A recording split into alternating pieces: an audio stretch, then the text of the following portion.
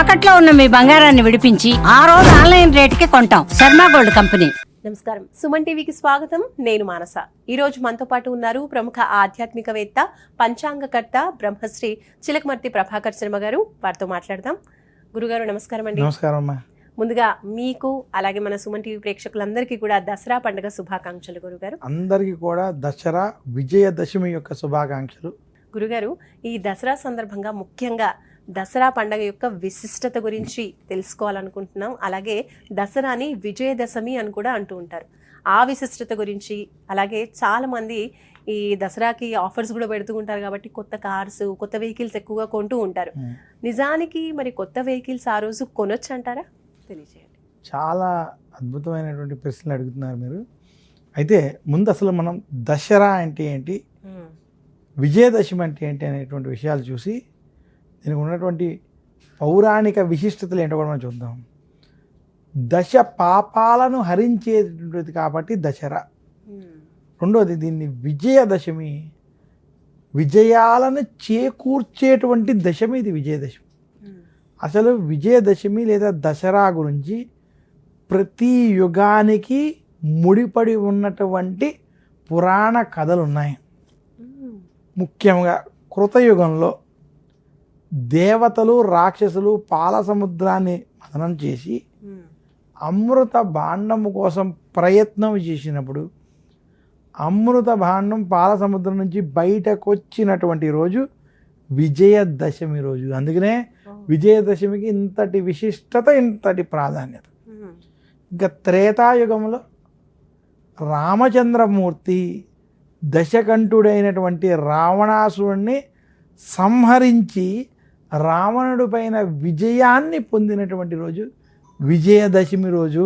ఇంకా ద్వాపర యుగంలో పాండవులు వారి యొక్క అజ్ఞాతవాసాన్ని పూర్తి చేసుకుని శ్రీకృష్ణుడి సహాయముతో శమీ వృక్షం పైన ఆయుధాలను పెట్టుకుని ఆ పెట్టుకున్నటువంటి ఆయుధాలని ఈ విజయదశమి రోజు శమీ వృక్షాన్ని పూజించి ఆ ఆయుధాలని పూజించి ఆయుధ పూజ చేసి ఆ ఆయుధాలను ధరించి అర్జునుడు ఉత్తర గోగ్రహణం వైపు వెళ్ళి అలా అటు వచ్చినటువంటి కౌరవుల మీద యుద్ధము చేసి విజయం పొందినటువంటి రోజు విజయదశమి రోజు. అందువల్ల విజయదశమికి ప్రతి యుగముతో ముడి ఉంది, ప్రతి యుగంలో ఏదో ఒక విజయముతో ముడిపడి ఉంది. అందుకనే మనకి నవరాత్రుల్లో విజయదశమికి అంతటి ప్రాధాన్యత. ఇంకా రెండోది, మీరు ఈ ఆభరణాలు ఇవన్నీ కొనుక్కోవడాలు ఇవన్నీ చెప్పారు. అసలు జ్యోతిష్ శాస్త్రంలో విజయదశమికి ఒక ప్రత్యేకత ఉన్నది. జ్యోతిష్ శాస్త్ర ప్రకారం 3.5 ముఖ్య ముహూర్తాలని సంవత్సరం మొత్తంలో 3.5 రోజులు చెప్పారు. అంటే ఈ 3.5 రోజుల్లో పంచాంగంతో పని లేకుండా, ముహూర్తంతో పని లేకుండా మీరు ఏమి ప్రారంభించినా ఏదైనా కొనుక్కున్నా అవి సత్ఫలితాలు ఇస్తాయట. ఆ 3.5 రోజులు ఏమిటి అంటే చైత్రమాస శుక్లపక్ష పాడ్యమి ఉగాది మొదటి రోజు. ఉగాది రోజు మీరు ఏది ప్రారంభించినా ఏది కొనుక్కున్నా మంచి ఫలితాలు ఇస్తాయి. 2 వైశాఖ మాస శుక్లపక్ష తదియ అక్షయ తృతీయ. చాలామంది అక్షయ తృతీయ రోజు కూడా ఏదైనా కొనుక్కోవడం అంటే చేస్తూ ఉంటారు. బంగారం కాదు, అయినా అక్షయ తృతీయ రోజు ఏదైనా మంచి పని చేస్తే అది అక్షయమైనటువంటి రెట్టింపు ఫలితం ఇస్తుంది. అలాగే మనకి మూడోది ఆశ్వీజ మాస శుక్లపక్ష దశమి విజయదశమి రోజు. ఈరోజు ఏది కొని ఏది ప్రారంభించినా, పిల్లలు ఈరోజు చదువుకోవడం కొత్త పాఠాలు ప్రారంభించిన వాళ్ళకి విజయాలు కలుగుతాయి. అలాగే వ్యాపారస్తులు కొత్తగా వ్యాపారాన్ని ప్రారంభించిన వ్యాపారంలో విజయాన్ని పొందుతారు. ఇన్వెస్ట్మెంట్లు ఏదైనా కొత్తగా ఇల్లు కొనడాలు, ఇల్లు కొనే ప్రయత్నాలు చూడాలు వంటివి ఈరోజు ప్రారంభించిన శుభ ఫలితాలను ఇస్తాయి. అలాగే విజయదశమి రోజు ఏమి చేసినా కూడా సత్ఫలితాలు ఇస్తాయి. కాబట్టి ఈ 3.5 ముఖ్య ముహూర్తాల్లో ఈరోజు కూడా చాలా దివ్యమైనటువంటి విజయాలతో కూడుకున్నటువంటి ముహూర్తం ఉన్నది కాబట్టి ఈరోజు ఆచరిస్తారు. అయితే ఇలాంటి ముహూర్తాలు ఉన్నప్పుడు ఏ పని చేసుకోవచ్చు తప్ప వివాహాది క్రతువులు షోడశ కర్మలు మాత్రం ముహూర్తం లేకుండా చేయకూడదు. ఈ రోజున ముహూర్తం పెట్టుకుని చేయాలి. అటువంటి గొప్ప విశేషంతో కూడుకున్నటువంటి రోజు విజయదశమి రోజు. అందుకనే ఈరోజు చాలా చోట్ల అనేక ప్రాంతాల్లో కొత్తగా వస్తువులు కొనుక్కోవడం, అలా స్త్రీలైతే ఇంట్లో ఉపయోగపడేటువంటి వస్తువులు వంటివి కొనుక్కోవడం, ఇటువంటివి కూడా విజయదశమి రోజు చేసుకోవడం చేత శుభ ఫలితాలు సత్ఫలితాలు ఇస్తాయి. మన యొక్క విజయదశమికి అంతటి విశిష్టత ప్రాధాన్యత ఉంది. అలాగే విజయదశమి రోజు చాలా మంది సెమీ వృక్షాన్ని పూజిస్తూ ఉంటారు, పాల పిట్టను కూడా చూడాలి అంటూ ఉంటారు. ఎందుకంటారు?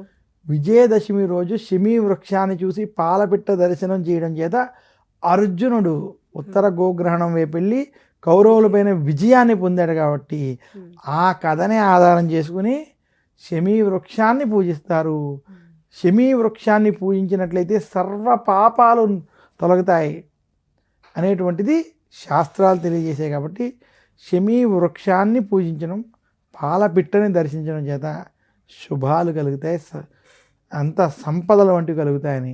అలాగే ఈరోజు ఆయుధ పూజలు వంటివి చేయడం కూడా మనం చాలా చోట్ల చేయడం అనేది అనేక ప్రాంతాల్లో జరుపుకుంటూ ఉంటారు. గురుగారు, విజయదశమి రోజు ప్రత్యేకించి ఆచరించవలసిన నియమాలంటూ ఏమైనా ఉన్నాయంటారా? ఖచ్చితంగా అమ్మ, విజయదశమి రోజు ప్రతి ఒక్కరూ సూర్యోదయానికి పూర్వం లేవాలి. ఆ రోజు తల స్నానం ఆచరించాలి. ఇంటిని చాలా శుభ్రంగా ఉంచుకోవాలి. ఆ రోజు మామిడి తోరణాలతో పూలతో అలంకరించుకోవాలి. అలాగే దేవుడి వద్ద ఖచ్చితంగా దీపాలను వెలిగించాలి. అలాగే విజయదశమి రోజు అమ్మవారిని శ్రీ రాజరాజేశ్వరి రూపంలో అమ్మవారిని పూజించడం, లేదా అమ్మవారి యొక్క ఆలయ దర్శనాలు చేయడం చాలా మంచిది. విజయదశమి రోజు కొత్త బట్టలు కట్టుకోవాలని శాస్త్రం చెబుతుంది. విజయదశమి రోజు కనుక నూతన వస్త్రాలు కట్టుకుంటే వాళ్ళకి విజయాలు కలుగుతాయి, అంతా శుభాలు జరుగుతాయి. అలాగే ఏదైనా మనకి ఇంటిలో కావాల్సినటువంటి వస్తువులు ఏదైనా కావాలన్నా విజయదశమి రోజు కొనుక్కుని వాటిని ప్రారంభించుకుంటే సత్ఫలితాలను ఇస్తాయి. పిల్లల చేత వాళ్ళకి జ్ఞానానికి సంబంధించినటువంటివి, ఏదైనా కళలకు సంబంధించినటువంటి విద్యలు విజయదశమి రోజు ప్రారంభించినట్లయితే మంచి ఫలితాలను ఇస్తాయి. వ్యాపారస్తులు ఇన్వెస్ట్మెంట్ పరంగా ఏమైనా డెసిషన్స్ తీసుకోవాలన్నా, నూతనంగా పెట్టుబడులు వంటివి చేయడానికి విజయదశమి అద్భుతమైనటువంటి రోజు. ఈ రకంగా ఇటువంటివన్నీ పాటించడం, ఇలాంటి నియమాలు పాటించడం చేత, అలాగే ఇంటిలో గొడవలతో కూడుకున్న వాతావరణం ఆ రోజు అస్సలు ఉండకూడదు. ఇంటిలో అందరినీ గౌరవిస్తూ ఆప్యాయంగా ఉండాలి. ఇంటికి వచ్చిన అతిథులకి అమ్మవారికి సమర్పించినటువంటి ప్రసాదం వంటి పెట్టి పంపించాలి. ఇటువంటి నియమాలన్నీ పాటించినట్లయితే విజయదశమి చాలా శుభ ఫలితాలను ఇస్తాయి. గురుగారు, విజయదశమి యొక్క విశిష్టత గురించి, ఆ రోజు పాటించాల్సిన విధి విధానాల గురించి తెలియజేశారు. ధన్యవాదాలు గురు. ధన్యవాదాలు. నమస్కారం. చూసారు కదండి, ఇది విజయదశమి యొక్క విశిష్టత. మరొకసారి అందరికీ కూడా విజయదశమి శుభాకాంక్షలు తెలియజేస్తూ నమస్కారం.